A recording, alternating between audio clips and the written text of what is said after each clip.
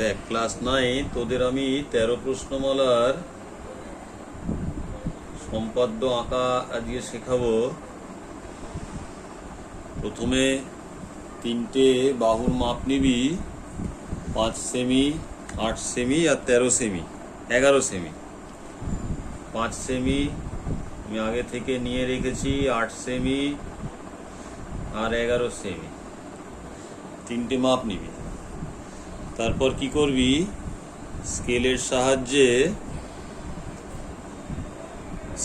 সাহায্যে খাতার বাঁদিক থেকে একটা 11 থেকে বড় মাপ নিয়ে নিলি, ঠিক আছে? তারপরে কি করবি দেখ,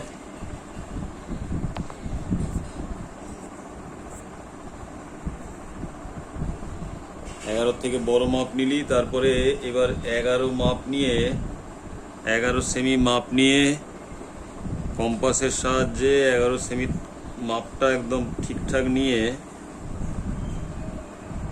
আর একটু বড় করে দেখ 11 সেমি মাপ নিলি, ঠিক আছে? দেখা গেল এইখান থেকে 11টা মাপ নিয়ে ভূমিতে কাট,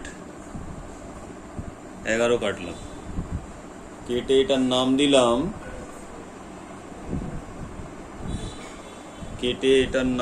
হচ্ছে বি,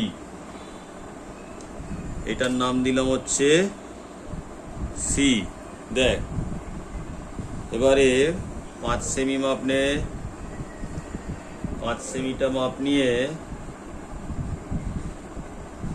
এখান থেকে 5 সেমি মাপ নিয়ে এদিকে কাট, এদিকে 5 সেমি মাপ নিয়ে কাটলি। আর 8 সেমি মাপ নিয়ে সি বিন্দু থেকে কাট, 8 সেমি মাপ নিয়ে সি বিন্দু থেকে এদিকে কাটলি। যে বিন্দুটা আমরা পেলাম সেটার নাম দেব আমরা এ, এ। এর সাথে বি আর সি যোগ করে দে, এর সাথে বি এবং সি যোগ করে দে। যোগ করে দিলে কি পাবো দেখ,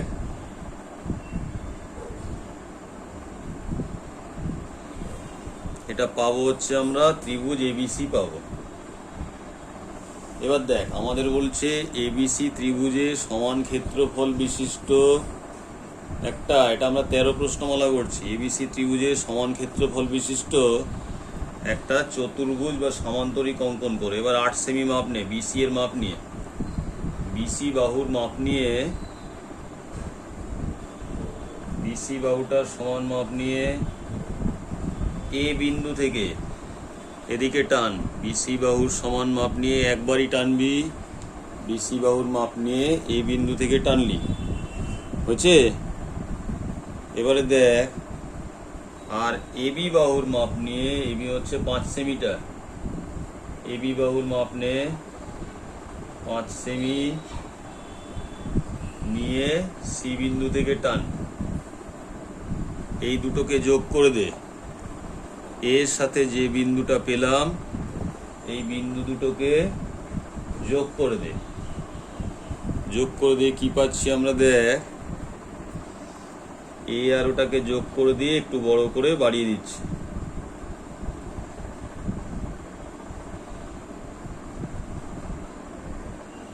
যোগ করে দিলাম।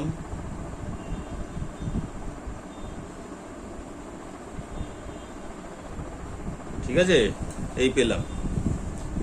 এবার হচ্ছে বিসি বাহুটাকে সমদ্বিখণ্ডিত করব। বিসি বাহুটাকে যদি আমরা সমদ্বিখণ্ডিত করি, বিসির থেকে বড় মাপ নিয়ে এদিকে একটা কাটবো, এদিকে একটা কাটবো। আবার সি বিন্দু থেকে উল্টো দিকে একবার এদিকে কাটবো আর একবার সি বিন্দু থেকে এদিকে কাটবো। ভালো করে দেখ, সি বিন্দু থেকে এইদিকে কাটছি, দেখা যাচ্ছে? এই বরাবর একটা কাটবি, অন্ধকার হয়ে গেল, আমি এই দিক থেকে দেখাচ্ছি,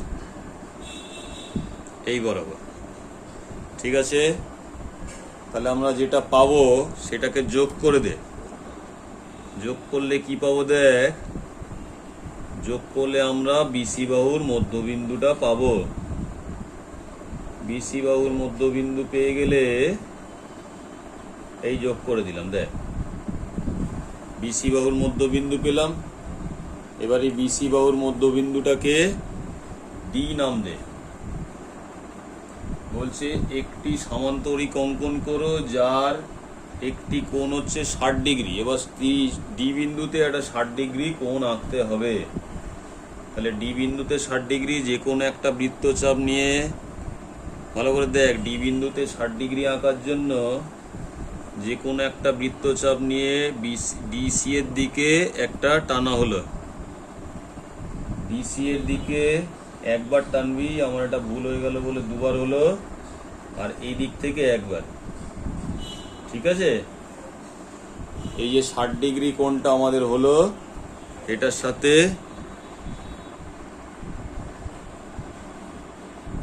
ডিটাকে যুক্ত করে দে। ডিটাকে যদি এটার সাথে যুক্ত করি, তাহলে ডি এর সাথে এটা যুক্ত করে পাবো হচ্ছে ডিই। খেয়াল কর, এই বিন্দুটার নাম দিলাম ই, এই বিন্দুটার নাম নিলাম ই। তাহলে ডি পেলাম, সি পেলাম, ডি পেলাম, ই পেলাম। এবার সিডি এর মাপ নে।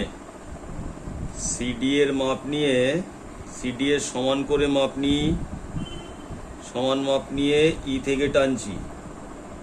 ই থেকে এইদিকে টানবো, এদিকে ভালো করে দেখ। ই থেকে এইদিকে সিডি এর মাপ নিয়ে টানলাম।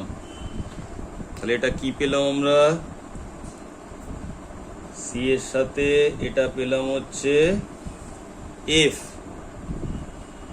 সি এর সাথে এটা পেলাম এফ।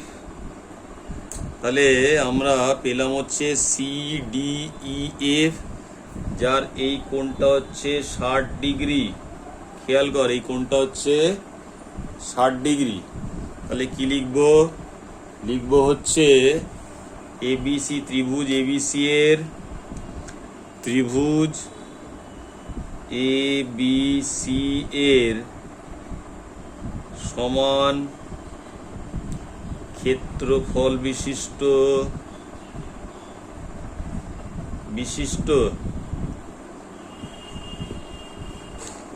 সমান্তরিক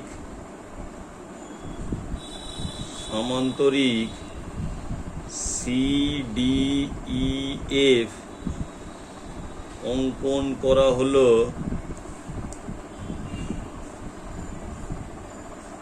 যার একটি